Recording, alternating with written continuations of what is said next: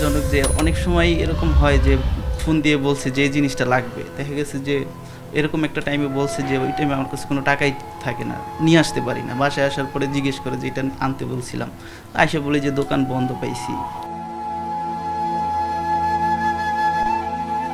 অনেকটা অসহায় আত্মসমর্পণ রাকিবের। স্বপ্নকে পুঁজি করে ৫ বছর আগে ঘর বেঁধেছিলেন রাকিব মিম। সংসারের শুরুটা ২ রুমের ভাড়া বাসা নিয়ে করলেও এখন মিল নেই স্বাদ আর সাধ্যের। আয়ের সাথে ব্যয়ের মিল রাখতে অন্যের ভাড়া বাসায় হয়েছেন ভাড়াটিয়া। আমার যে ইনকাম, আমি যে ইনকামটা, আমার যে ব্যবসাটা যতটুকু চলে ওইটা দিয়ে যে ইনকামটা আসে ওইটা দিয়ে আসলে একা থাকা কোনোভাবেই সম্ভব হচ্ছে না। বাসা ভাড়া বেশি, যার কারণে আরেকজনের সাথে শেয়ার করে থাকতেছি।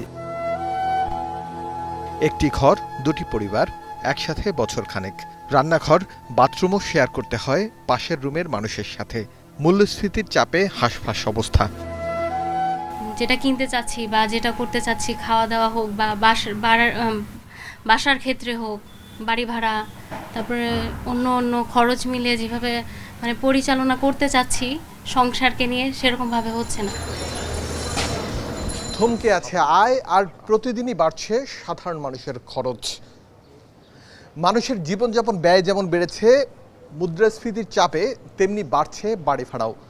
লাফিয়ে লাফিয়ে বাড়া বাড়ি ভাড়ার সাথে তাল মেলাতে না পেরে অনেকেই খুঁজছেন সাবলেট। রাজধানীর বিভিন্ন দেয়ালে দেয়ালে তাই এভাবেই ঝুলছে সাবলেটের জন্য বিজ্ঞাপন। রাজধানীর দেয়ালে দেয়ালে এমন হাজারো বিজ্ঞাপন। বছর বছর বাড়ি ভাড়া বৃদ্ধির লাগাম টানার যেন কেউ নেই। বাসা ভাড়া বৃদ্ধি হয় কোন নিয়মে? ভাড়াটিয়ারা বলছে বাড়ির মালিকের সিদ্ধান্তই শেষ কথা। ঠিক মতো পানি না আসা, গ্যাস না আসা, এসব এখন নিয়মিত আমরা বাসা চেঞ্জ করতে থাকি। আবার পরিস্থিতির কারণে বাসা মালিকরাও অনেক বেশি মূল্যে আমাদেরকে রুম ভাড়া দিয়ে থাকে। সার্বিক যে ইনকাম, সেই ইনকামের তুলনায় আমার বাসা ভাড়াটা হিসাবে পড়ে যায় 25 থেকে 30% বেশি, যেটা দিয়ে আমাদের চলার জন্য খুবই দুঃসহ ব্যাপার হয়ে দাঁড়ায়। কোনো বাড়িওয়ালা প্রতি বছর বাড়ায়, আবার গ্যাস যাওয়ার কারণে, হাউজিংয়ে গ্যাস ছিল আগে, গ্যাস যাওয়ার কারণে অনেক বাড়িওয়ালা 2-1 বছর পরে পরে বাড়ায়, আর কোনো বাড়িওয়ালা প্রতি বছর বাড়ায়। কোনো বাড়িওয়ালা যাকে, কিছু বাড়িওয়ালা আবার একটু ভালোর মধ্যে আছে, সবসময় বাড়ায় না। বিবিএসের তথ্য বলছে দেশে 95% মানুষ নিজের বা একক ভাড়া বাসায় থাকে। 2022 সালে যার সংখ্যা ছিল 96%, আর 2021 সালের হিসেবে 97.1%। বছর ঘুরতেই বাড়ছে সাবলেট গ্রহণকারীর সংখ্যা। 2023 সালে 4.1% সাবলেট গ্রহণ করে দেশের মানুষ, যা 2022 সালে ছিল 3.3%, আর 2021 সালের হিসেবে 2.4%। আমরা এখন কি করছি? আমরা তো সর্বক্ষণ অ্যাডজাস্ট করছি, খাওয়া অ্যাডজাস্ট করছি, জীবনযাত্রার মানের অ্যাডজাস্ট করছি, সব কিছু অ্যাডজাস্ট করার চলার চেষ্টা করছি, সেখানেও কুলাতে পারছি না। বাট সাবলেটের দুই পক্ষেরই একটা ডাইনামিক্স আছে এখানে। যারা বৃহত্তর আবাসন পারছে না তাদের জন্য এটা এক ধরনের সমাধান, আবার যে সাবলেট দিচ্ছে তার জন্য কিন্তু একটা বাড়তি আয়ের সুযোগ। সেও কিন্তু ওই যে ধাক্কার কারণেই দিচ্ছে এই সাবলেটটা, এবং এটা বাড়ছে এবং ভবিষ্যতেও তা আরও বাড়বে। রাজধানীতে 80% বেশি মানুষ ভাড়াটিয়া। সাধ্যের বাইরে বাড়ি ভাড়া বলছে ভাড়াটিয়া পরিষদ।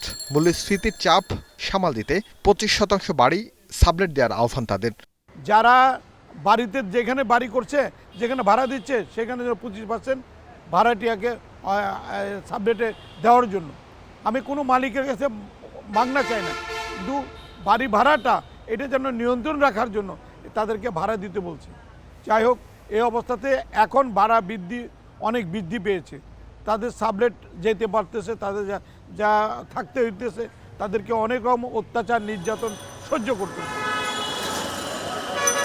মধ্যবিত্ত ও নিম্নবিত্ত মানুষের পকেটের অর্থনৈতিক সংকট সামাল দিতে সামাজিক বা অংশীদারি আবাসন একটি কৌশল হতে পারে, এমন মন্তব্য সংশ্লিষ্টদের। আরিফ হোসেন, এখন, Dhaka. Lily Honey Face Wash. Lily, always be beautiful.